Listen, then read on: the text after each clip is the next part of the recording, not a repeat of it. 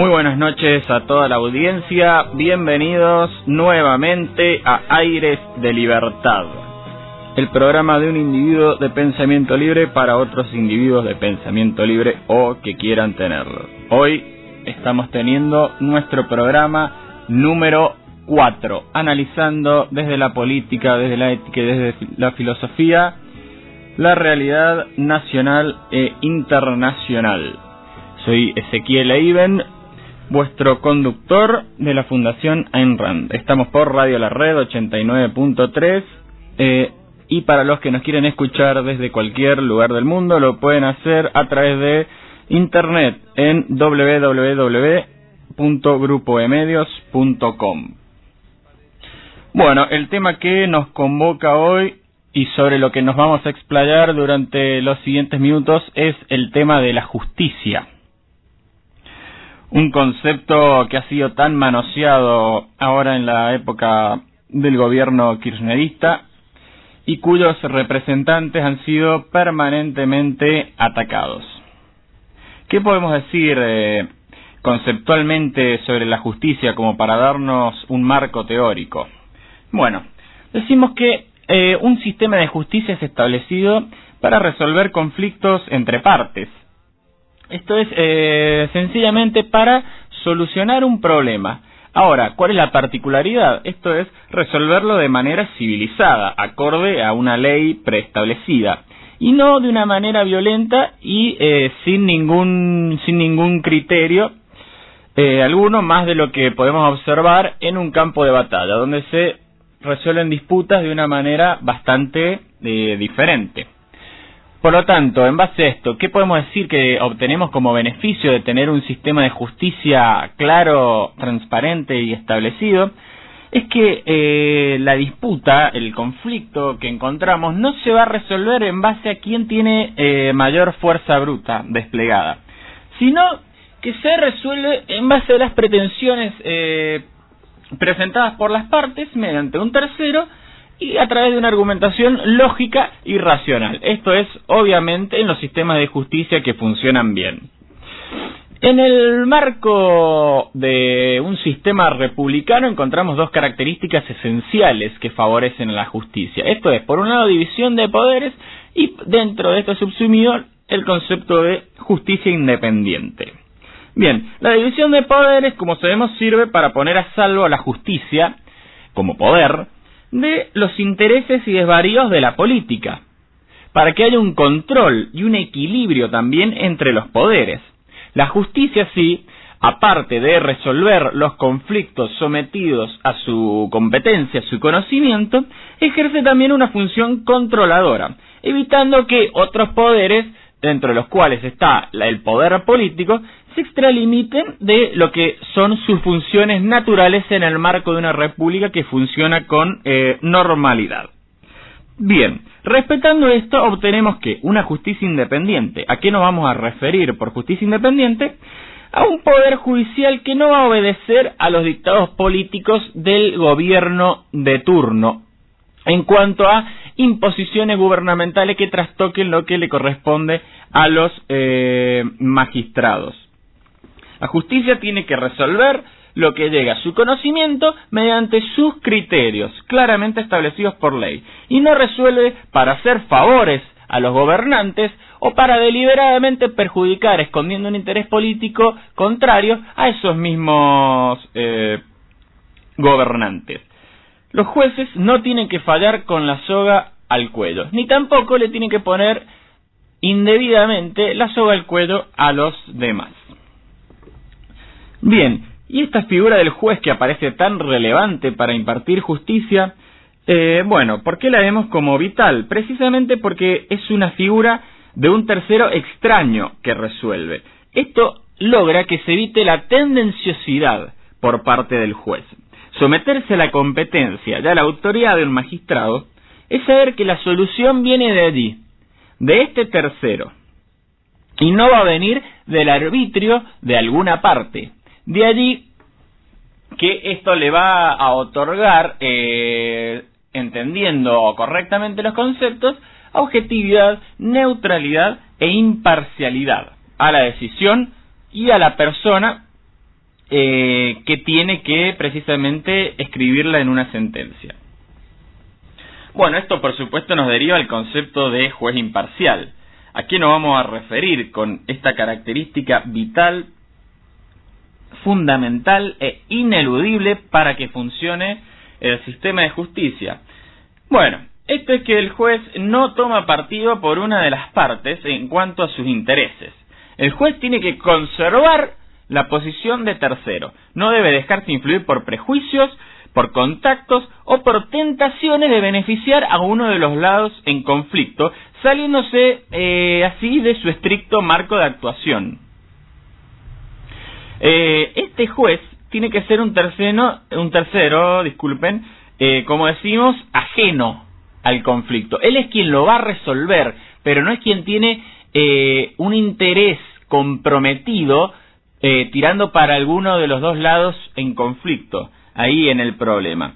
Es un órgano distinto de las partes y por lo tanto que no toma partido y no se va a sentir identificado a primas fáciles con las posiciones de las partes, sino que va a resolver de manera ajena e imparcial en base a lo que se le presente para su conocimiento. Este juez debe ostentar objetividad.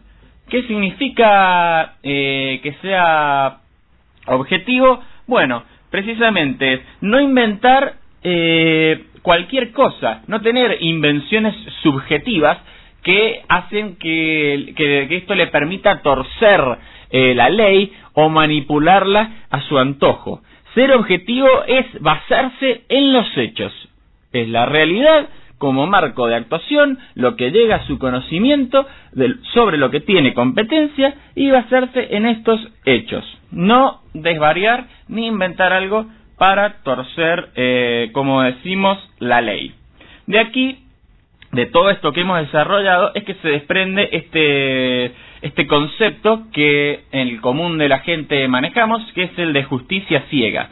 ¿Qué significa que la justicia ciega? Esto es que no va a mirar a las partes para que la posición social de estas tergiverse lo que debe ser un fallo objetivo. Aquí lo que importa en la causa son los hechos, más que la persona que está en tal o cual bando que por tráfico de influencias o algún privilegio social puede llegar a desterrar cualquier rasgo de objetividad en la justicia.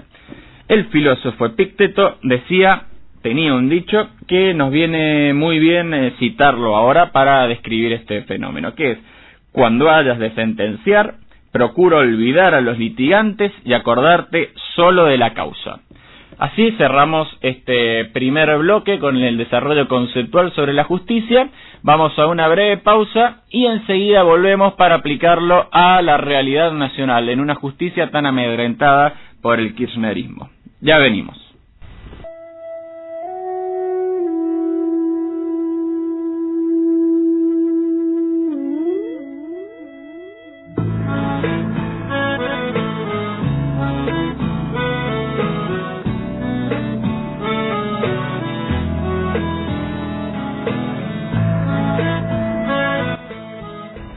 Segundo bloque de este cuarto programa de Aires de Libertad. Estamos en Radio La Red 89.3 y en internet en www.grupoemedios.com para todos aquellos que quieran seguirnos. Bueno, estábamos desarrollando, como dijimos, el concepto de justicia, de sistema de justicia, de poder judicial independiente dentro de un marco republicano. Y ahora nos toca aplicarlo a la realidad, a la triste realidad a la cual nos ha sometido el kirchnerismo en términos de justicia. ¿Qué puedo decir al respecto? Bueno, el kirchnerismo contra la justicia sería un buen título para resumir todo lo que vamos a desarrollar en este bloque. Ha habido ataques a la justicia ya desde la época del gobierno de Néstor Kirchner en Santa Cruz.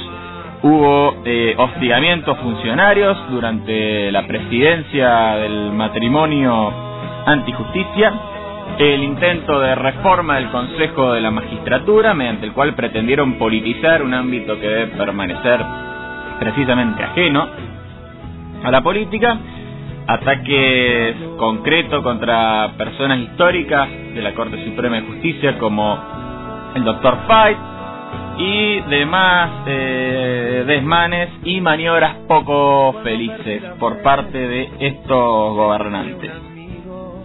Bueno, Néstor Kirchner, hay que decir que ya desde una temprana edad política, por así decirlo, comenzó con sus ataques frente a la justicia. No hubo que esperar a su presidencia ni a la presidencia de su esposa para observar este tipo de conductas antirrepublicanas.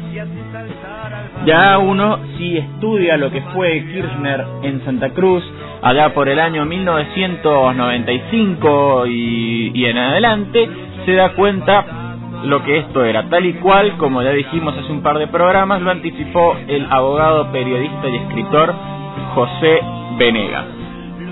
Bien, Kirchner amplió de 3 a 5 los miembros que tenía el Tribunal Superior en su provincia. Esto fue para favorecer la entrada de jueces afines que los favorecieran con los fallos y los sacaran de más de un aprieto a él y a sus funcionarios cómplices en sus actos de corrupción y en sus violaciones de la ley. Hay un episodio concreto que protagoniza Néstor Kirchner en el cual se demuestra su poco apego hacia la justicia, hacia el acatamiento de órdenes de la justicia, así vengan desde los mayores estamentos. Separó de su cargo al procurador general Eduardo Sosa, porque obviamente le resultaba un escollo molesto hacia sus pretensiones de poder total en la provincia. Este señor no fue repuesto. ¿Y por qué es grave esto? No solamente por el hecho de haberlo separado por su criterio político, sino, ¿por qué tan grave? Porque la mismísima Corte Suprema de Justicia de la Nación dispuso que esta persona debía volver a su cargo. Ni eso era suficiente para torcerle el brazo a un Néstor Kirchner hambriento de acumulación de poder. ¿Casos de corrupción hubo? Sí, por supuesto. Ahora, los funcionarios políticos que fueran procesados por esto brillaban por su ausencia. ¿Qué más? Bueno, lo que pasa siempre, cuando se requiere una resolución rápida, los jueces cómplices del poder político te dan una resolución rápida. Cuando se requiere archivar otro tipo de causas, esas causas pues no prosperan, quedan archivadas, se guardan en el cajón del olvido y nunca más vuelven a salir a la luz del sol. Por ejemplo, estamos hablando de 3 causas que investigaban los famosos fondos de la provincia que estaban en el exterior y que fueron archivadas una tras otra para no poner en aprieto a este tirano moderno Néstor Kirchner y sus desmanejos de plata que le correspondía a la provincia, que por supuesto él usaba como si fuesen bienes personales, bienes privados, bienes de familia. Bueno, con estos antecedentes no cabe sorprenderse de lo que fue después el kirchnerismo ya en el gobierno nacional, ¿no? Bueno, hemos visto que le gustaba a Néstor recibir información de inteligencia para hacer esos famosos carpetazos contra jueces que, según él, se le oponían. Así los extorsionaba o buscaba someterlos bajo su obediencia. Ya en la justicia nacional, hace un par de años, con su esposa en el poder, observamos lo que fue un intento más para perjudicar la transparencia y objetividad en la justicia, que fue el intento de reforma del Consejo de la Magistratura. Pero bueno, aquí se encontraron con distintos escollos que fueron demorando sus planes. Primero tuvieron la primera sentencia definitiva en contra de la reforma que propusieron, vino de parte de la jueza María Servini de Cubría. Esta se opuso a esta reforma que consistía principalmente en la manera partidaria y popular, como así se fue descrito en su momento, de elegir a los miembros que iban a integrar el Consejo de la Magistratura. ¿Qué establecía esta nueva ley promovida por el oficialismo con tantas ganas bajo el eslogan de democratizar la justicia? Que, representantes, jueces, abogados y académicos ya no iban a ser designados por sus pares, es decir, en el ámbito al que correspondían, sino que pasaban ahora a ser designados por voto popular. ¿Y cómo iban a ser elegidos? Pues presentándose a elecciones. ¿Y dónde se presentaban a elecciones? En las boletas de los partidos políticos. Es decir, quería que la política tomara de la mano y aferrara fuertemente a la justicia. ¿Qué dijo Servini? Que esto resultaba incompatible con la independencia que debían tener los magistrados respecto del poder político. Servini dijo que el solo hecho de pensar en jueces cuyos nombres figuren en boletas electorales encabezadas con el nombre de un partido político le quita a esos magistrados todo activo de independencia o imparcialidad, permitiendo abrigar fundadas sospechas en relación a su futura actuación en los posibles casos en que esa entidad política o sus integrantes pudieran tener intereses.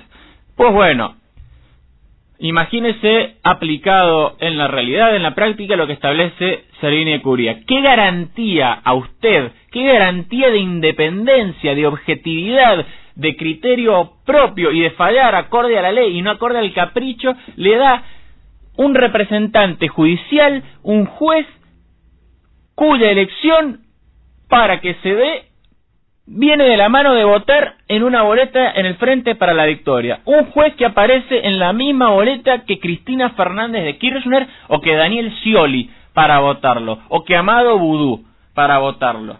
En una boleta del Frente para la Victoria. ¿Garantía de qué? ¿Garantía de justicia? Pues yo diría que garantía de injusticia.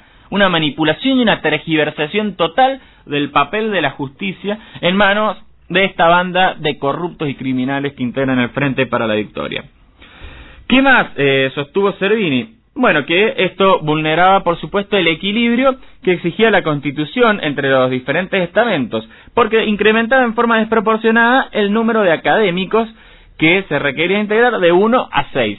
Es decir, también iban a formar parte académicos. Como hemos visto, el kirchnerismo ha penetrado mediante su batalla cultural en universidades, en centros de enseñanza y de estudio, y ahora quería meter a este tipo de intelectuales onda carta abierta, intelectuales partidarios, también hacer política dentro de la justicia.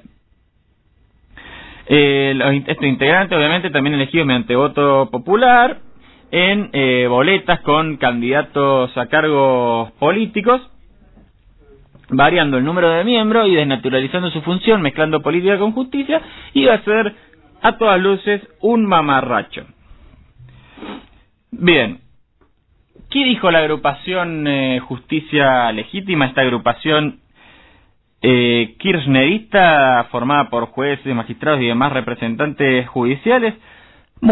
Fíjense el respeto y el apego que tenían estas personas por las decisiones de justicia. Dijeron, esto no se va a parar, es decir, la reforma del Consejo de Magistratura en el marco de este proceso de democratización de la justicia no se va a parar. Uno puede oler, olfatear el tono amenazante que estos tipos ponen en sus declaraciones, aún así tienen que desafiar lo que establece el máximo tribunal de justicia de la República Argentina cuando no les conviene lo que éste va a fallar. Esto no se va a parar, dijeron estas personas que tienen tanto apego a la justicia. Por supuesto, la Corte Suprema de Justicia no tenía que prestar demasiada atención a lo que dijeran estos personeros y tenía que seguir resolviendo acorde a lo que le indica la Constitución, acorde a lo que le indica la ley y sus competencias. Llegó el momento de fallar y la Corte Suprema de Justicia allí en su momento declaró la inconstitucionalidad de la reforma del Consejo de la Magistratura, basándose en estos argumentos básicamente de politización de la justicia mediante la forma de elección, mediante el tipo de ingreso de funcionarios a través de boletas políticas y en base a partidos políticos, que iba a destruir la neutralidad o la objetividad que se requiere en un sistema de justicia republicano. Bueno, esto es nada más que otro de los episodios que contamos del gobierno de embates contra la justicia. Ya hemos repasado también en ediciones anteriores persecuciones, agresiones contra funcionarios de la justicia, representantes del Ministerio Público Fiscal. Tenemos los casos del juez Bonadío, el caso del fiscal, el doctor Alberto Nisman, el caso del fiscal Campagnoli, y después jueces completamente partidarios y afines al Frente para la Victoria, que bueno, han tenido una actitud antirrepublicana notable, como el juez Ollarvide, como el juez Casanello, como el juez Zaffaroni. ¿Qué más? Bueno, también una de las últimas que se mandó el gobierno, bueno, fue toda la campaña de desprestigio para exigir la renuncia del juez de la Corte Suprema, Carlos Fay. El kirchnerismo empezó a burlarse de él, a desprestigiarlo, a poner en duda su capacidad mental, el estado de situación de la mente del juez para desempeñar sus funciones. Por supuesto, el kirchnerismo se hacía el preocupado por la salud del juez, lo que escondía en realidad era su plan de evitar que la Corte Suprema tratase causas que son de extrema delicadeza para el kirchnerismo por estar metidos en estos desmanes, en esta corrupción. Esto es, por ejemplo, el memorándum que firmó con la República Islámica de Irán, la constitucionalidad del mismo, y también la causa de Otesur, entre otras cuestiones en las cuales está involucrado el oficialismo. Para eso, para evitar que se traten estas causas, el kirchnerismo no tiene pudor en atacar la mismísima persona de los jueces. Vamos a una pausa y en el próximo bloque tendremos nuestra entrevista del día para seguir desarrollando este tema. Pausa y ya volvemos.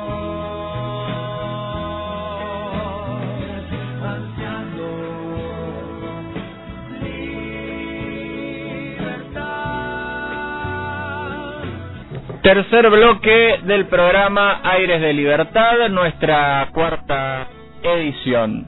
Bueno, seguimos desarrollando, como hemos dicho, el concepto de justicia y su aplicación en esta realidad en la cual ha sido tan manipulada, atacada y tergiversada por el tiránico gobierno kirchnerista. Tenemos como entrevistado hoy a una persona que ha enfrentado al kirchnerismo tanto en la justicia como en las urnas. Estoy hablando de Martín, el doctor Martín Carranza Torres, que es abogado del Partido Liberal Republicano de Córdoba. Martín, te saludamos, muy buenas noches. Hola,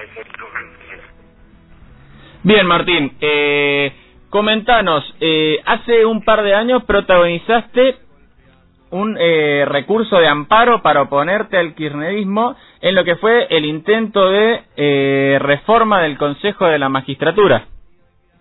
Así es, lo que el kirchnerismo dio en llamar la democratización de la justicia. Hicimos una movida a través de las redes sociales, se juntaron 12.000 personas en Córdoba dispuestas a firmar una acción de amparo que estaba patrocinando yo y que había ofrecido hacer, porque realmente era el último avance que le quedaba al régimen para convertirnos en una Venezuela agravada, digamos. Realmente ponernos a trabajar en eso fue descubrir un sistema perverso, demoníaco, que ya había sido descrito, entre otros, por Hayek en Camino de Servidumbre, hasta el punto que la principal fuente que citamos en ese amparo fue el mismísimo Hayek, porque él lo que estaba describiendo era la llegada del comunismo, la llegada de los totalitarismos de izquierda y de derecha a partir de la eliminación del Estado de Derecho, del sistema republicano, de la división de poderes. Y esto se trataba ni más ni menos que de eso. La democratización de la justicia se trataba de imponer la fuerza de la mayoría en absolutamente todas las decisiones y, por supuesto, garantizar la impunidad a cuantos funcionarios se robara lo que se quisiera robar, porque, entre otras cosas, había que, para poder ser candidato, había que tener un certificado de buena ideología que podía ser extraído por los padres de la. La adhesión fue espontánea, fue virtualmente espontánea, no hubo ninguna campaña de adhesión hacia el proyecto. Nació, como habitualmente nacen los movimientos, a partir de una preocupación individual y personal, porque en mi carácter de abogado que litiga, le dije a mis socios, acá se terminó nuestra profesión, ¿verdad?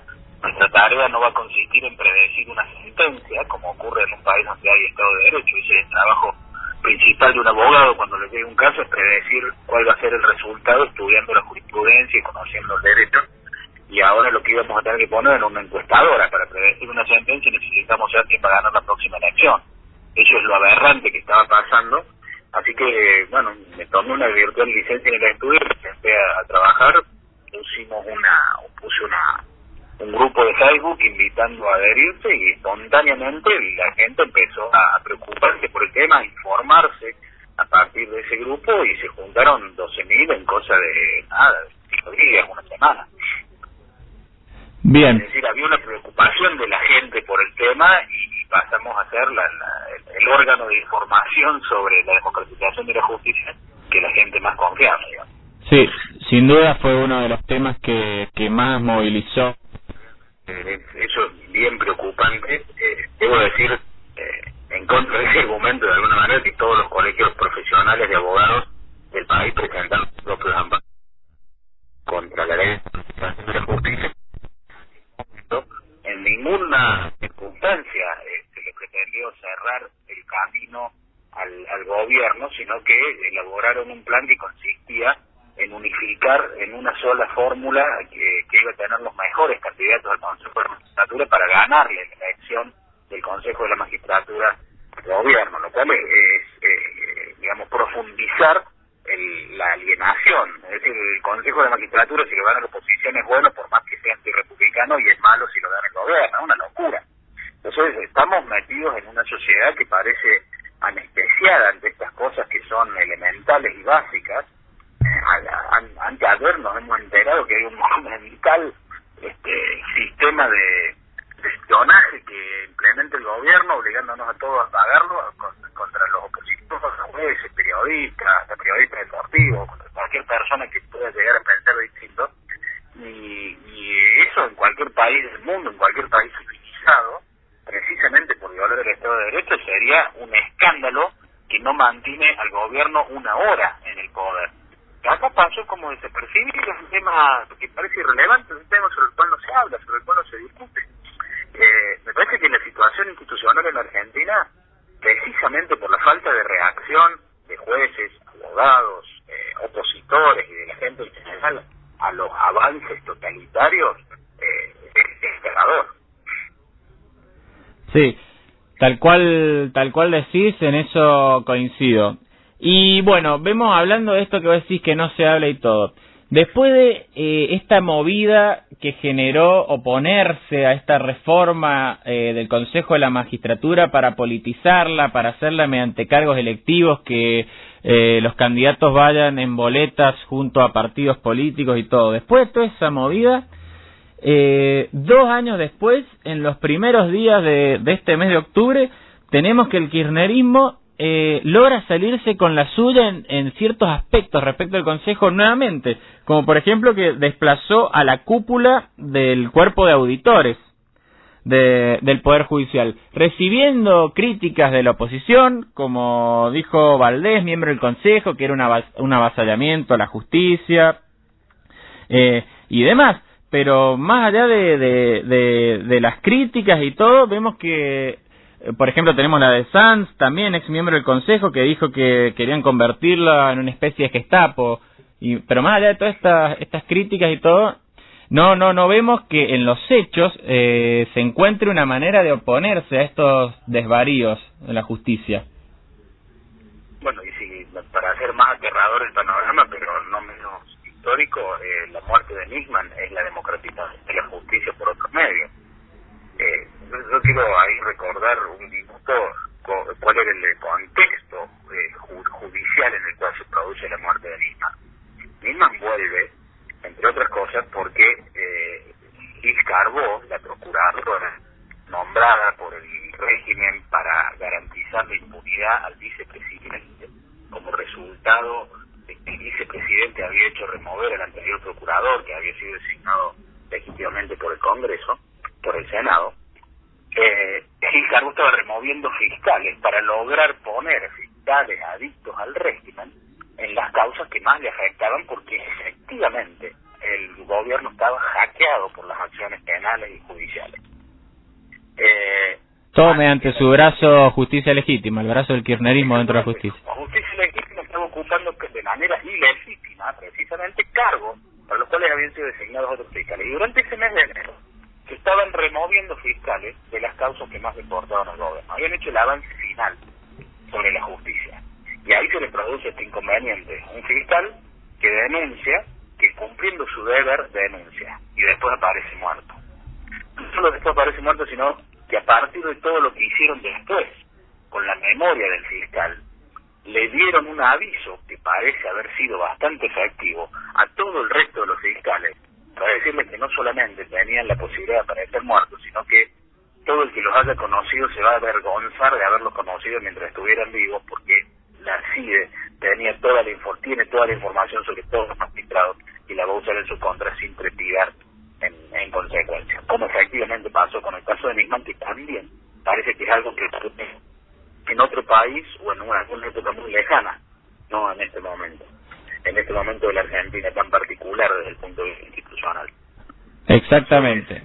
Coincido también en eso con vos. No solamente que el que los denuncia tiene posibilidad de aparecer muerto, sino que después se van a dedicar a defenestrarlo completamente. Bueno, Martín, te agradecemos esta participación, muy clara tu exposición como siempre, y obviamente seguiremos en contacto para el futuro, teniendo el agrado de escuchar tus opiniones y tus conceptos al respecto. Te mando un gran abrazo. Bueno, muchas gracias, cuando quieras, a disposición. Bueno, finalizamos así el tercer bloque, vamos a una pausa y ya venimos.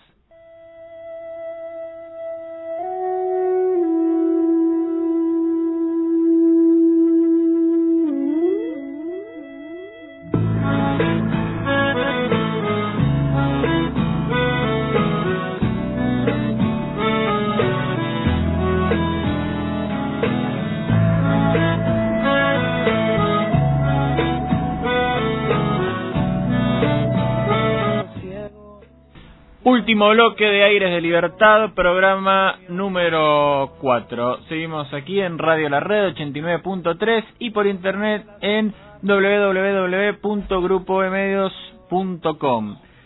Llegamos al momento de nuestra frase cultural. Y hoy que hemos estado desarrollando el tema de la justicia, vamos a dedicar este espacio precisamente a un jurista de carácter histórico que definió la justicia y demás preceptos del derecho. Estoy hablando de Ulpiano, aquel jurista de origen fenicio cuya vida se detuvo estando en Roma en el año 228.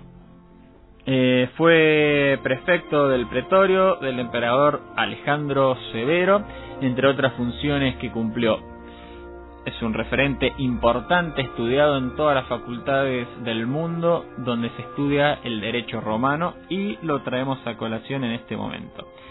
¿Por qué? Porque definió la justicia precisamente como la continua y perpetua voluntad de dar a cada quien lo que le corresponde.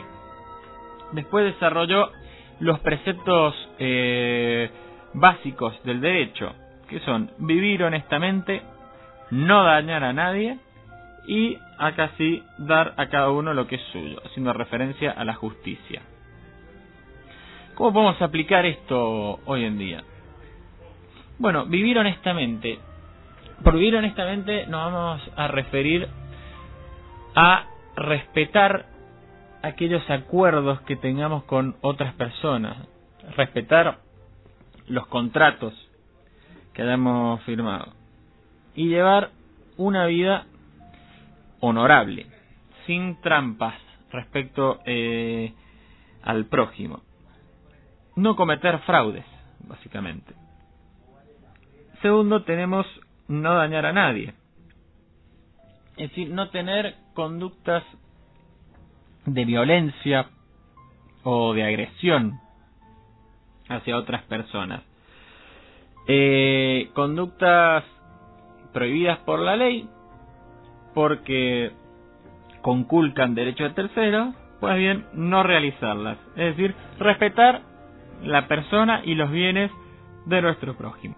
Y bueno, por último, en resumen, en pocas palabras, lo que es la justicia, que es dar a cada uno lo suyo. Esto también tiene que ver con respetar aquellos acuerdos que hemos tenido con otras personas y que se respete también lo que nos pertenece y lo que somos nosotros.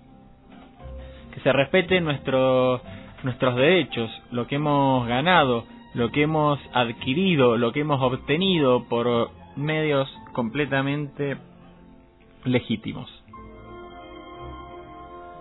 ¿Qué se ha forjado en el país del kirchnerismo? Pues bien, precisamente todo lo contrario, actitudes y conductas tendientes a oponerse a esto.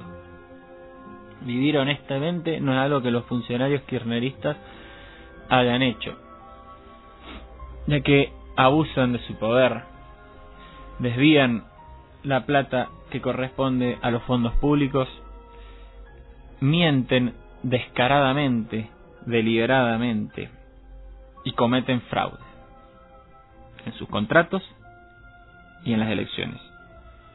No dañar a nadie, además está decir que es de nulo cumplimiento en la cultura kirchnerista cuando mandan grupos de presión a perseguir, apretar, amedrentar a la oposición. Y la justicia no se respeta el dar a cada uno lo suyo ni la perpetua voluntad de que se le dé a cada uno lo que le corresponde. Todo lo contrario, pretenden tener jueces adictos al kirchnerismo para tergiversar el mismísimo concepto de justicia, no respetar su independencia y así no dar a cada uno lo que le corresponde, sino dar al kirchnerismo lo que no le corresponde, que son crecientes cuotas de poder, crecientes espacios de poder indebido, como no manda la Constitución, como no manda la ley y como no mandan los conceptos básicos y esenciales de una república sana y un Estado de Derecho saludable, por así decirlo. Pasamos a la última sección del programa y ahora vamos a recordar al jurista John Marshall, quien fue Chief Justice, esto es juez presidente del Tribunal Supremo en Estados Unidos desde el año 1801 durante varios años hasta que finalmente falleció. El juez Marshall fue el autor de una de las sentencias más famosas y más estudiadas en la historia del derecho en sus universidades, que es en el caso Marbury versus Madison. ¿Qué establece el juez en esta sentencia y por qué se lo llama uno de los padres del control de constitucionalidad? Dice que una ley contraria a la Constitución es nula y que los tribunales además de los demás poderes, están sometidos a la Constitución. Esto es, la preponderancia de la Constitución y la subordinación de cualquier ley del Congreso hacia sus postulados. No puede haber leyes de menor jerarquía de la Constitución que contradigan a esta y que se las tenga que considerar válidas, sino que deben ser anuladas. Los jueces también están sometidos a la Constitución, y es esta la que va a determinar su ámbito de actuación como la del resto de los poderes. No pueden formar una corporación que funcione por fuera de lo que la ley suprema del país establece. Y también se reconoce en esta sentencia, como decíamos, la capacidad, la competencia para un tribunal de realizar este llamado control de constitucionalidad. Es decir, someter a tela de juicio, someter al criterio de los jueces si una ley va en consonancia o bien contradice la Constitución. Si hay una relación de adecuación, si hay una conformidad entre la ley y la Constitución, o si bien, todo lo contrario, hay una ley que está en franca oposición de lo que la Carta Magna establece. Por lo tanto, el control de constitucionalidad es una herramienta para declarar nulas estas leyes que van a oponerse a lo que establece la Carta Magna de un país, que no puede ser, no puede haber contradicción con respecto de la misma. Sirve, por lo tanto, para tornar inaplicable a estas leyes que no están adecuadas al texto constitucional. Bien, por este importante avance respecto de la justicia y respecto de la constitucionalidad de las leyes en el mundo del derecho y en el mundo de la política en cuanto a la república, es que recordamos hoy al juez Marshall, quien en el mencionado caso Marbury versus Madison decidió no intervenir, asegurando el espacio que le correspondía al Tribunal Supremo. Decidió no intervenir en el caso en lo que se pedía resolver, ya que esto hubiese implicado ampliar la jurisdicción que le correspondía a su tribunal por fuera de lo que la letra constitucional le permitía. Hemos observado actitudes contrarias en otros jueces que quieren salirse del rol que les toca y del papel que les desempeña y extralimitarse en sus facultades o hacer política dentro de la justicia. Por lo tanto, viene bien recordar aquí un ejemplo de un juez que pretende circunscribir su espacio de actuación, no meterse en temas políticos y terminar de establecer esta institución del control de constitucionalidad que sirve para revisar estas leyes que vayan en contra de la ley suprema. Bueno, así finalizamos este cuarto programa de Aires de Libertad. Ha sido nuevamente un placer tenerlos como oyentes y nos estaremos encontrando la semana próxima para seguir desarrollando conceptos y aplicarlos a la realidad desde nuestra filosofía liberal y nuestra filosofía objetivista de Ayn Rand. Muchas gracias y buenas noches para todos.